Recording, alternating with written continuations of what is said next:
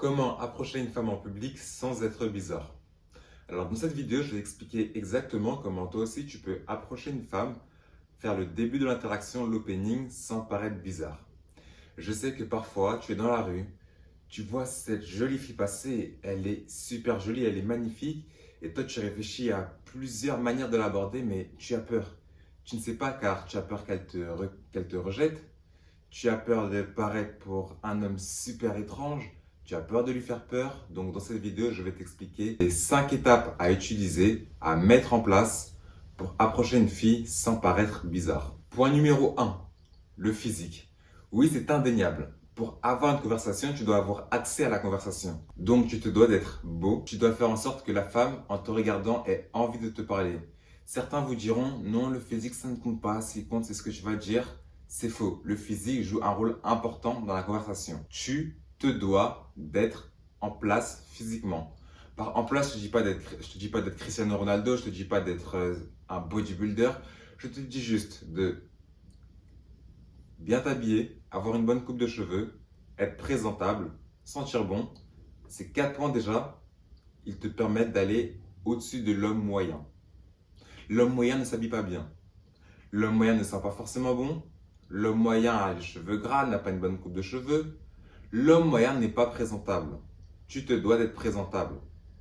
Tu n'as pas à être Michael B. Jordan, tu n'as pas à être moi, tu n'as pas à être Brad Pitt. Tu dois juste être toi, mais être un toi présentable. C'est tout ce qu'on te demande. Tu ne dois pas être gros, tu ne dois pas être fat, tu dois être fit. Avoir un physique athlétique, comme je dis, pas besoin d'être un bodybuilder, mais juste le minimum, avoir un physique athlétique. Point numéro 2, la distance et l'angle. Parfois, quand tu vas aller approcher une fille, tu vas venir, ça c'est la femme A, on a la femme A et on a toi. La femme A, toi. Elle va marcher et toi tu vas venir comme ça, salut, excuse-moi, et tu vas être super proche d'elle. Donc, ouf, elle aura peur, elle va crier. Elle va sursauter et elle va vouloir faire la conversation et puis elle va partir. Elle va te dire non, désolé, je suis pressé. Elle partira parce que tu lui as fait peur. Tu dois gérer la bonne distance. La distance, 1 mètre, un bras. Essaie de faire une allonge d'un bras et c'est suffisant. En gros, si moi je suis là, la femme doit être là. Je suis là, regardez. Je suis là, la femme, elle est là. On peut discuter, je suis là, elle est là. C'est bien, là elle n'aura pas trop peur. Ensuite, l'angle. Si tu arrives en face d'elle comme ça directement, elle peut être surprise car elle s'attend à ce que tu traverses, que tu la traverses. Mais si tu arrives sur le côté, que tu attends qu'elle te remarque et que tu te mets devant elle, là c'est beaucoup mieux. Alors oui, tu peux très bien en vrai la prendre par devant, mais quand tu débutes et que tu ne sais pas t'y prendre, le mieux c'est de le faire par le côté. Retiens bien que parfois elles ne s'arrêteront pas, elles continueront à marcher et la meilleure chose que tu puisses faire c'est donc de continuer à marcher avec elles tout en discutant. Tu peux avoir une conversation et marcher avec elles en même temps. Maintenant que tu maîtrises la distance et l'angle, le point numéro 3 est le plus important. Car parfois, une fille peut te regarder et ne pas être intéressée, ne pas avoir envie de te parler. Tu peux aller voir une fille, tu as beau être bien physiquement, la prendre à la bonne distance et l'angle, tu lui dis bonjour, elle ne veut pas continuer à parler avec toi. À ton avis, pour quelle raison? Une raison qui fait que elle a envie de parler avec toi ou qu'elle n'a pas envie, c'est ton sourire. Tu dois sourire. Sourire au début de l'interaction permet de te mettre en bonne condition, mais aussi de la mettre en bonne condition. Elle se sentira à l'aise. Juste imagine, une fille, 1m60, 1m65, 1m70, marche dans la rue, elle voit un homme comme toi qui lui dit excuse-moi et qui est énervé. Est-ce que tu penses vraiment qu'elle aura l'envie, et écoutez bien le mot, qu'elle aura l'envie de parler avec toi? Non. Si elle peut t'éviter, elle t'évitera. Pourquoi est-ce qu'elle perdrait son temps à parler avec toi? Pourquoi elle parlerait avec toi? Tu as l'air énervé, tu donnes même pas envie de discuter avec toi. Qu'est-ce qu'elle y gagne à parler avec toi? Elle ne sait pas qui tu es. Donc, elle ne sait pas que tu es une bonne personne. La seule chose qu'elle voit, c'est les premières secondes. Et si tu ne souris pas, ça peut ruiner la conversation. Point numéro 4, la voix. Ne vous inquiétez pas, je vous dirai au point numéro 5 ce que vous devrez dire. Mais avant de vous dire ce que vous devrez dire, je dois vous dire comment vous devez le dire. Car pour moi, c'est le plus important, la manière dont tu le dis. L'un des plus grands problèmes, c'est que les hommes, lorsque vous allez aborder, vous venez avec une voix faible et basse et d'un ton apologique, d'un ton où tu t'excuses de la déranger. Quand je dis excuse-moi, c'est pas excuse-moi de te déranger, c'est excuse-moi, c'est 2 minutes. Moi, c'est ça que je veux dire. Mais vous, j'ai l'impression que, lorsque vous lui dites excuse-moi, vous faites excuse-moi, désolé de te déranger. T'as 2 minutes pour me parler, s'il te plaît. Je suis vraiment désolé. Pardon, s'il te plaît, pardon. Moi, c'est comme ça que je vous vois. C'est comme ça que je le perçois quand j'entends. Donc, vous devez éviter le ton bas, enfin la voix basse et le ton apologique. Et à l'opposé, vous devez aussi éviter un ton trop ferme et une voix trop forte, car ça peut aussi lui faire peur. D'un côté, dans le premier cas, elle a l'impression d'être au-dessus de vous parce que vous êtes une petite victime en fait. Et de l'autre côté, vous pouvez lui faire peur.